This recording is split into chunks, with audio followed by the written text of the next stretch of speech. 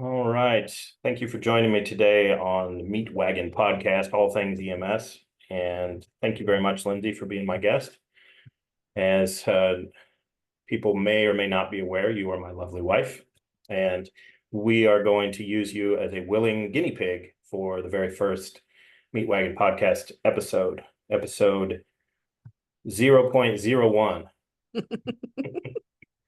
So we're going to work out some bugs and hopefully have a good time having a good conversation. So tell the audience and our listeners anything about you that you would like to share. Who are you? What's your background?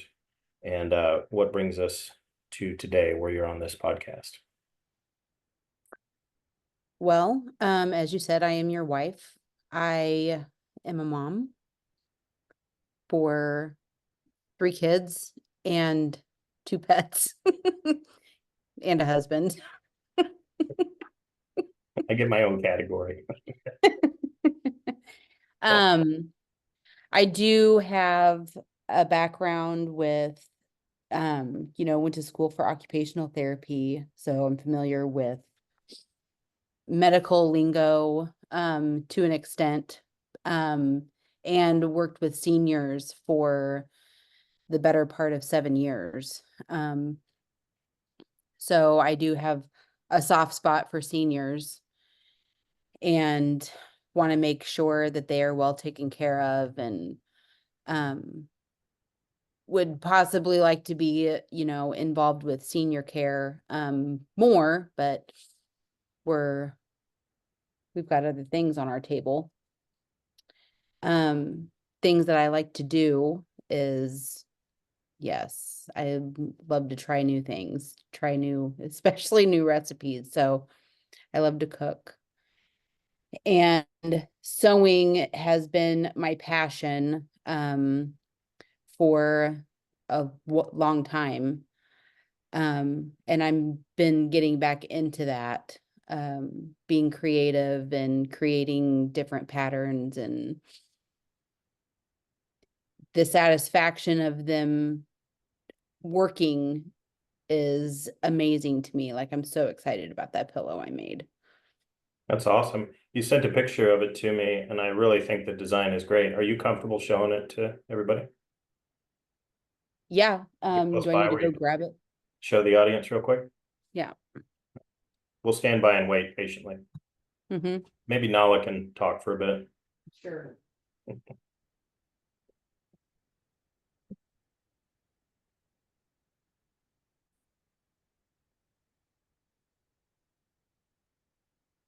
So whenever I started it, so this is, September. So my goal is to make several Halloween pillows before October 1st.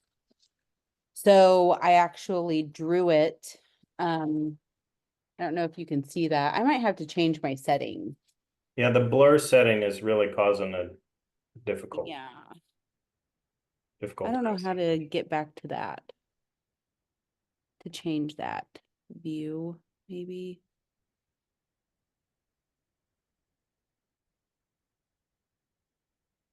Okay, so I drew a pattern. And each one of these boxes represents an inch. So that's what I went by. And this is how it turned out. That's awesome. That is really well done. And I was so incredibly excited about it. So What did you stuff it with? just one of our pillows, Neat. one of our existing pillows. So does it have a zipper on the back so it's easy to change? No, it has Oh, nice. like a slip thing. So it's easy to change, but it doesn't require a zipper. So yeah, I was very, very excited about it. Neat. So like that kind of like being creative, like I'm always, and I've been like that all my life, crafty and creative, and I haven't had a lot of chance to utilize my talent until in more recent years. So on top of sewing, what other kinds of crafts and skills do you have? You said something earlier offline about itty bitty designs. What's that about? So I do, I've made earrings, beaded earrings, and I like doing that. I haven't been doing that as much as I have been focusing more on sewing, but I do have an Etsy store that there are items in my Etsy store that are available for purchase. So I think I've got probably 10 pair of earrings. Um, and then those are all customizable too. Nice. Well, that's really cool. So this podcast is supposed to be all things EMS. So a big part of EMS that we don't often talk about is the support system that police, firefighters, EMS have at home, and Mhm. what it's like for family members that are in a marriage or in a family with first responders. And we are doing a somewhat better job as an industry recognizing the impact to our providers, our EMTs, our paramedics, our police officers, firefighters, when it comes to traumatic experiences, peer support, CIT interventions. We're talking more about mental health and kind of changing that stigma that goes along with that, that has permeated healthcare for as long as I'm aware, anyway. You just, mental health has always kind of been a taboo subject. And I'm someone that is guilty of it in my early career, past experiences that I brought to the table prior to EMS. I just kind of rolled my eyes like, oh my God, you're feeling suicidal again. Here we go. And I didn't really deal with it as I should have. And I don't think that approach was unique. I think a lot of people had that feeling. But to get back to my point, we don't talk a lot about the impact on the families. So can you share a little bit from your own point of view, just what it's like to be married to a paramedic, a firefighter, and your experience? Um, well, it's a little bit for me. I think that it's a little bit different than it is for somebody that a wife that their husband is working a 48-hour shift and being off for what is it? 48. 4 days, 96 hours. Yeah. So 48, 96. So that's not typical for me, whereas it is typical for other people What do you mean by that? because you're working a 24-hour shift today, but on a regular basis, you're not always working, you're not gone for 48 hours at a time and then home for 96. So, I mean, I get to see you every night for the most part, whereas there's other wives that don't get to see their husbands every night. They're gone 2 nights. So what are your impressions of what kind of impact that has on you personally, and maybe the assumed negativity that may be impacting others that do have spouses that work 48, 96? I think that whenever they do, like if you're working a 48, like that's hard. That's hard for me because I'm here taking care of everything, taking care of the kids, taking care of the pets, taking care of everything. And I don't have my partner here to help me with any of those tasks.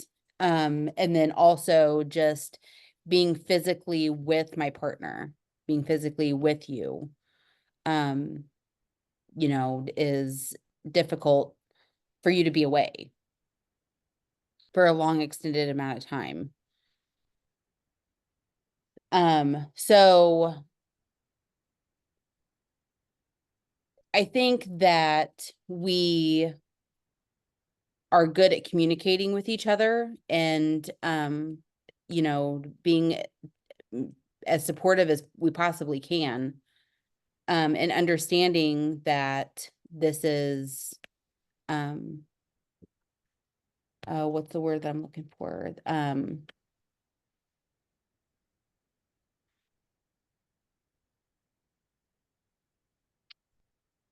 Do you mean like a partnership, or what do you mean? Um, well, it is a partnership. I mean, because, for somebody that's here or gone for 48, there for 96, they've got their partner for 96 hours. They don't have their partner for 48. And there are things that they miss. There's a lot of things that are missed, Like you what? know, Like family like functions or? family functions, baseball games, softball games, whatever the kids have going on. Um, and that's a third of our lives that you're missing out on. Yeah. So having that understanding and, making sure that the wives or husbands understand that there's going to be a third of the time that they're not going to be here. Yeah. So So I you think and that a I, lot of wives probably during that time, whenever their husbands are on shift, um, more or less feel like single parents. okay, that's fair. So you and I have talked a lot offline about my experience, especially when I'm working a shift and I come home. You may get 96 hours off, but that first day home, especially if you get a late call or you don't get off on time, that first few hours especially is really important for me personally to kind of decompress. Mm-hmm. And I apologize, I don't know why my camera is doing that fading in and out thing. Is it showing on your end too? Yeah. Yeah. I wonder if it's my gesturing. Anyway, um, so what I've been trying to do recently is when I feel that way, I'll do something proactive, whether it's going to the gym before I get home, even just sitting in the driveway for 10 minutes listening to music or doing whatever it takes to kind of get myself in the mindset to come home. And then if I have had a bad experience for whatever reason, it's important for me to share that with you as soon as possible. If it's before I get home, the better. But at least once I walk in the door, like, hey, I had a really rough night. I'm not really ready to talk about it yet, or I am ready to talk about it if you are, and then discuss it so that when I walk in, you're not just like, here's the baby, here's a list of 15 things that need done, and you've been gone for 2 days, and now I'm gonna like just bother you with attention, you know. Mhm. And I think that you do a pretty good job of it, but it's definitely something that has to be worked on. And I wish I had known those things early on in my career, because I think it would have caused a different experience for my family at that time. I was working easily 100 hours a week, and when I did come home, it was usually chaos. So it's like, need to go ride my bicycle or ride my motorcycle or go run or do something that's not here because this is crazy. And I just came from crazy, so I'm gonna. And that is something that's important for partners to talk about when they're either before they get married or at least when they choose to go down this career path. And I think that's especially hard when couples get together and they're married for a period of time, and then one of them decides to follow their passion and get into EMS or be a first responder. And then there's a big, huge paradigm shift of, hey, I was used to having you home every night, and now you're gone, like you said. 48 hours at a time, and sometimes more than that, because how many EMS folks do you know of out there that only have one job? Mm-hmm. Many that used to work here would work 48 hours here, be off for 24, and then work in an adjacent county for another 48 hours, be off for 24, and I say off for 24. And it was just a nonstop rat race. They did it, but I don't know. I don't know how they did it. And it definitely takes a special circumstance to be able to handle that kind of impact. But when we first started dating, you were aware of what I did for a living, so it wasn't a shock to you, I don't think.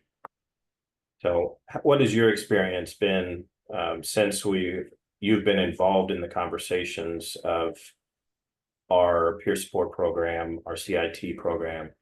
You attended our most recent EMT class on family night, and we kind of talked about some of these things. What have you learned that's new, or what have you been able to share with other wives or husbands as far as your experience goes? So first of all, when going back to, needing to decompress after a 48-hour shift. Yes, sometimes you don't come straight home after your shift, which would be, something that you'd think you would do, that you would want to do. But understanding that, sometimes, yes, after a long shift, you probably just need to chill out, go have breakfast by yourself or, whatever the case may be. And some wives that are new to this might not understand that. Like, you've been gone for 2 days. Why haven't you come home? Why aren't you home? What's going on? Why are you going such and such place and not coming straight home after your shift? Do Yeah, you want to spend time with us? Of course you do. You just want your family to have the best version of you after your shift. yeah. So what advice? So What that can advice? sometimes still be difficult for me because I'm like, I haven't seen you in 2 days. I want to see you. So, So what advice could you give to a somebody who's just about to get married to a first responder, or maybe their spouse is considering becoming a first responder? What kind of advice could you give them? practice patience, I think. Um, I see what you did there. what? Patience, patience. Yeah, practice patience because even though you think that the schedule is going to be one way, it's probably not going to be that way. Somebody is going to not come into shift and then, they might cover that shift and be gone for another 24 hours, or 12 hours or whatever the case may be. And you never know what's going to happen. So if you work the transfer truck, I hope that you're going to be done and be off by 7 o'clock, but I understand that it's probably going to be 9 whenever you get home if a transfer comes in. Mhm. So being flexible and, not getting too worked up about having to work an extra shift or having to work over your ideal end time. Yeah. Well, that's insightful. So, as far as children go, what are some struggles that you've experienced, or maybe some positive things with regard to EMS being a big part of our family? You touched a Well, little bit especially, on touched a little bit on missing ball games and things like that. What else? well, we have a 2-year-old, and I think not a lot, but first steps were probably missed. whenever she first started walking. Um, just different things that she does, through, I mean, I'm with her all day, but Mhm. things don't necessarily get to witness, on a regular base, normal things. Um, Whenever she first started eating solid foods, I made sure that you gave her her first spoonful. So I think that it was like sweet potatoes or something. And we went to the fire station and because you were on shift. Mhm.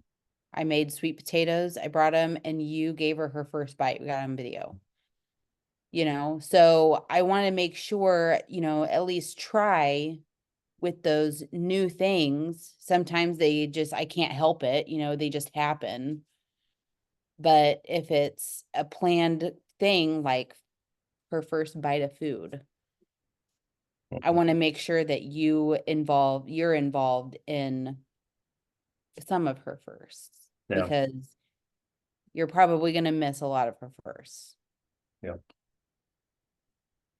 So that's impactful. I mean, that's hard. And there's, other families that have young children and their husband is gone the majority of the time. So there's a lot of young families that have young children that their husband is gone the majority of the time, and so they're missing a lot of firsts. Yeah.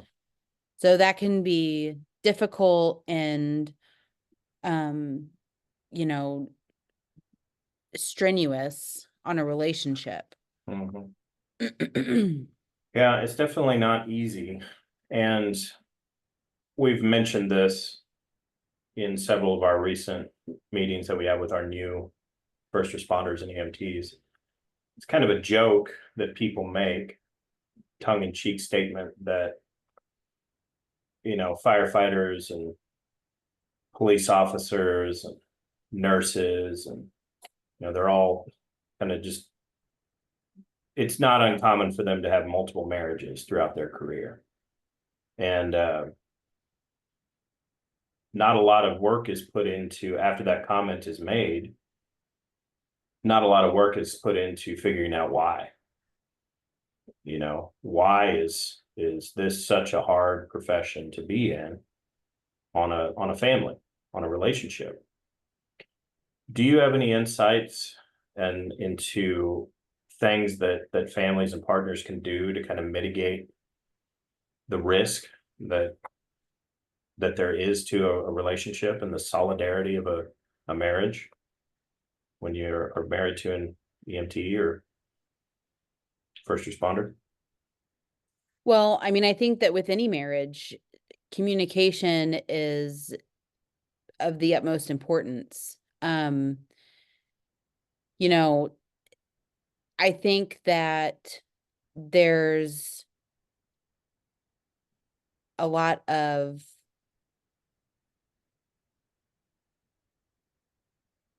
infidelity that happens within um people that work with each other. Something might happen or, just because the husband's gone all the time, the wife is at home with the kids again. And they end up growing apart Yeah. and not communicating with each other. So they don't have that understanding anymore. They're both frustrated with each other. And it's because of absence, you know? You touch on two very important things there. And we know in the mental health world that trauma bonding is a real thing. And so I think your statement about infidelity, or even not just infidelity, just relationships forming with people that work in this field and work together all the time. Like you said, you're gone a third of the time from your home, but you're also with these other people for a third of the time as well. And when you're Mhm. 8 hour shift with somebody, you're living with them for all intents and purposes.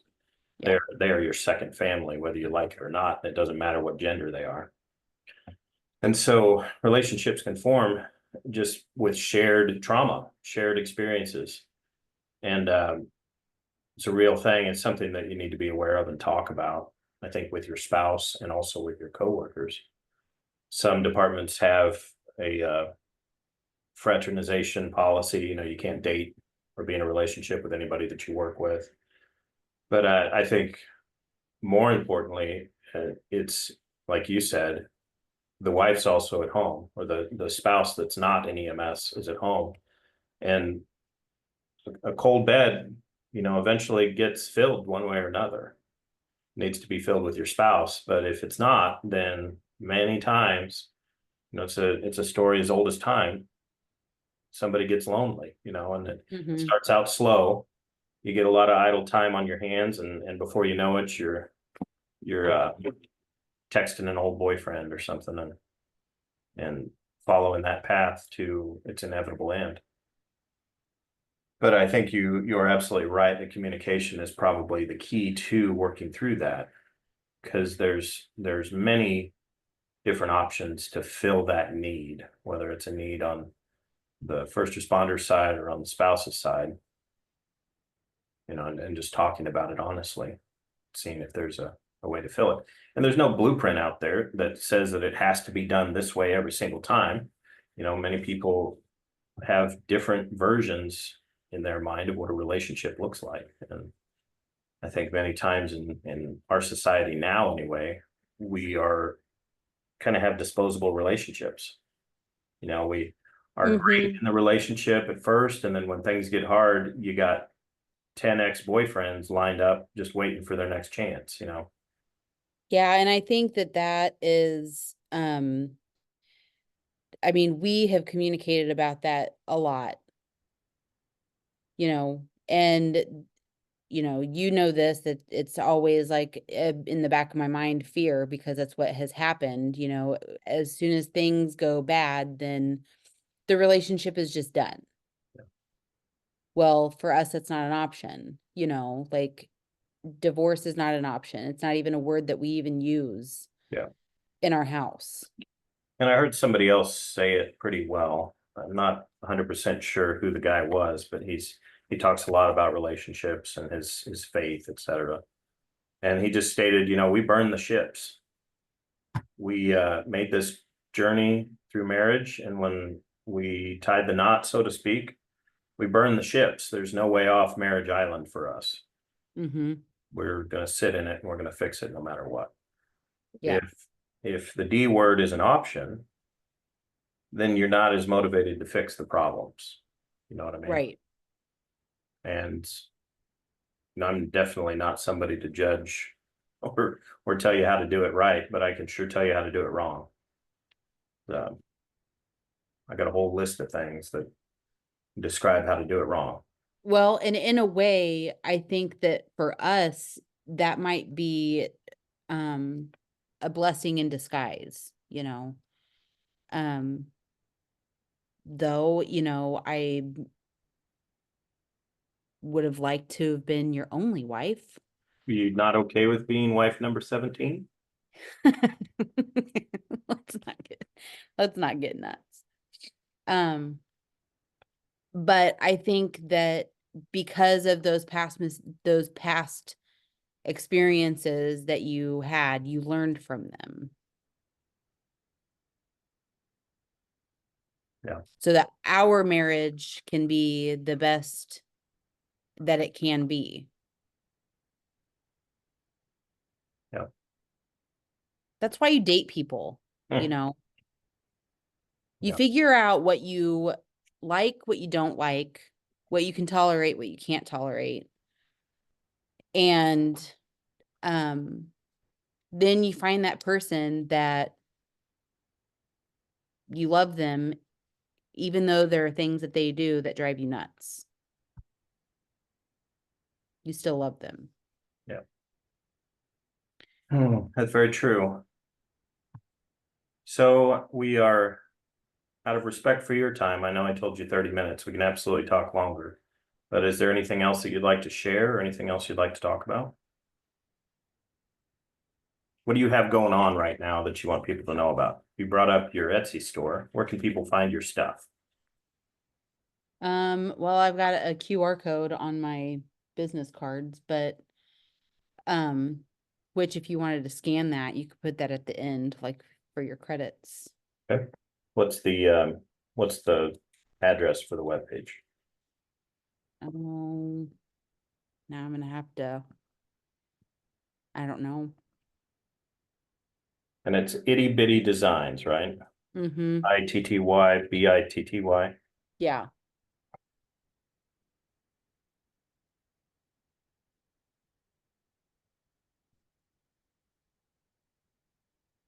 Let's see, here's my Etsy shop. All right. Well, you can give that to me offline. I'll put it in the show notes for everybody. Well, I really appreciate you joining me today on the Meat Wagon podcast, and I look forward to working out the kinks in this and having our first official podcast. But I really appreciate you being my guinea pig. So, Well, thank you for having me. well, again, thank you for your time, and we'll talk to you later. Love you. All right. Love you too. Bye.